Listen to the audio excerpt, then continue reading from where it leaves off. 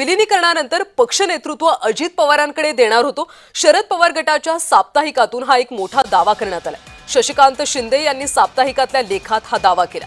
राष्ट्रवादी काँग्रेसच्या संभाव्य विलिनीकरणाबाबत सुरू असलेल्या चर्चांना पुन्हा एकदा वेग आला असतानाच राष्ट्रवादी काँग्रेस शरदचंद्र पवार पक्षाच्या साप्ताहिकातून एक मोठा आणि खळबळजनक दावा करण्यात आला.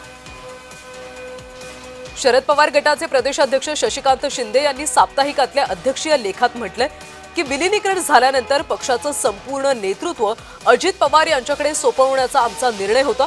या दाव्यामुळे राज्याच्या राजकारणात नव्या चर्चांना तोंड फुटलं. अधिकची माहिती घेऊयात आमच्या प्रतिनिधी ज्योत्स्ना गंगणे यांच्याकडून. ज्योत्स्ना, साप्ताहिकाच्या अध्यक्षीय लेखामध्ये शशिकांत शिंदे यांनी एक मोठा दावा केला. एकत्रीकरण झाल्यानंतर सगळं नेतृत्व अजित पवार यांच्याकडे देणार असं त्यांनी म्हटले. सोबतच आणखी काय काय दावे त्यांनी केलेत? कल्याणी, अगदी बरोबर आहे. आपण बघतोय की दोन्ही राष्ट्रवादीच्या विलिनीकरणाच्या चर्चेला जे आहे ते मोठं उधाण आलेलं आहे. आणि ही विलिनीकरणाची चर्चा जी आहे ती अजित पवार यांच्या निधनाच्या आधीपासून सुरू होती. आता या चर्चेला जे आहे ते वेगवेगळं वळण आलं असतानाच राष्ट्रवादी शरद पवार गटाचे जे प्रदेशाध्यक्ष शशिकांत शिंदे आहेत त्यांनी राष्ट्रवादीच्या जे अग्रलेख लिहिलेला आहे आणि त्यांचं साप्ताहिक आहे राष्ट्रवादी शरद पवार गटाचं, जे दर आठवड्याला येतं. या आठवड्याच्या साप्ताहिकामध्ये त्यांनी एक लेख लिहिलेला आहे आणि ज्याच्यामध्ये त्यांनी स्पष्टपणे असं म्हटलेलं आहे की विलिनीकरणाची चर्चा जी आहे ती सकारात्मक होत होती आणि त्याचबरोबर दोन्ही राष्ट्रवादीचं विलिनीकरण झाल्यानंतर आमचे राष्ट्रीय अध्यक्ष म्हणून आम्ही अजित पवार यांचीच निवड करण्यात येणार होती. अशा प्रकारची चर्चा जी आहे ती सुरू होती आणि त्याचमुळे आता दोन्ही राष्ट्रवादीच्या विलिनीकरणामध्ये अध्यक्षपद हे अजित पवारांकडे असावं अशा प्रकारचे सर्व म्हणजे नेत्यांचे अशी मत झालं होतं आणि स्वतः याला शरद पवार यांचा सुद्धा आशीर्वाद असल्याचं म्हटलं गेलंय.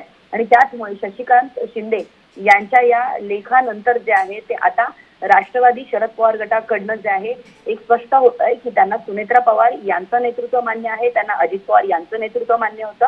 आणि दुसरीकडे जरी शरद पवार सध्या आराम जरी करत असतील, त्यांची तब्येत जरी कमी थोडीशी ते आजारी जरी असतील, तरी दुसरीकडे आपण बघतोय की शरद पवार गटाकडनं जे आहे ते वारंवार हा उल्लेख केला जातोय की अजित पवार एकतर त्यांच्या मृत्यूच्या बाबतीत सुद्धा जे आहे ते रोहित पवार असो किंवा इतर त्यांचे प्रवक्ते असो हे जे आहे ते प्रश्नचिन्ह उपस्थित करत असताना विलिनीकरणाच्या बाबत सुद्धा शरद पवार गटाकडनं जे आहे सातत्याने सकारात्मक भूमिका जी आहे ती घेताना पाहायला मिळते. दुसरीकडे अजित पवार यांच्याकडनं म्हणजे अजित पवार यांच्या राष्ट्रवादीकडनं जे आहे ते विलिनीकरणाबाबत जे आहे ते कुठलाही एक मोठी भूमिका किंवा स्पष्ट भूमिका जी आहे ती घेतली गेली नसल्याचं आपल्याला अजित पवार गटाकडनं पाहायला मिळते. मात्र शरद पवार गटाकडनं जे आहे ते काका म्हणजे अजित पवार काका कसे आमचे आहेत यांच्या मृत्यूवरती प्रश्नचिन्ह उपस्थित केले. आणि दुसरीकडे विलिनीकरणाबाबत आम्हाला नेतृत्व अजित पवार यांचं मान्य असल्याचं सुद्धा जे आहे ते आता शरद पवार गटांच्या नेत्यांकडनं म्हटलं जाते. म्हणजे अर्थातच सुनेत्रा पवार यांचं येत्या उभरत्या काळामध्ये जे त्यांचं नेतृत्व जे आहे ते अजित पवार गटाकडे म्हणजे त्यांना देण्यात यावं अशा प्रकारचं म्हटलं जात असताना येत्या काळामध्ये सुनेत्रा पवार यांचं नेतृत्व शरद पवार गट सुद्धा मान्य करेल का असं या लेखामधनं स्पष्ट होत आहे. कारण जर अजित पवार यांचं नेतृत्व मान्य होतं तर अर्थातच आता जे अजित पवार यांचा उत्तराधिकारी म्हणून सुनेत्रा पवार हे राज्याच्या उपमुख्यमंत्री पदाची त्यांनी शपथ घेतली आहे.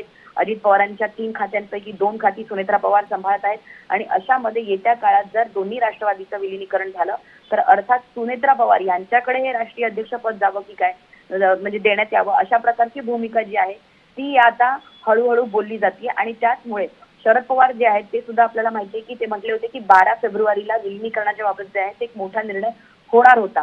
मात्र अजित पवार यांच्या अकाली निधनामुळे आता पुन्हा एकदा नेतृत्व कोणाकडे असावं, कारण आपल्याला माहिती आहे की जेव्हा शरद ज्योत्स्ना, खरं तर एक महत्वाचा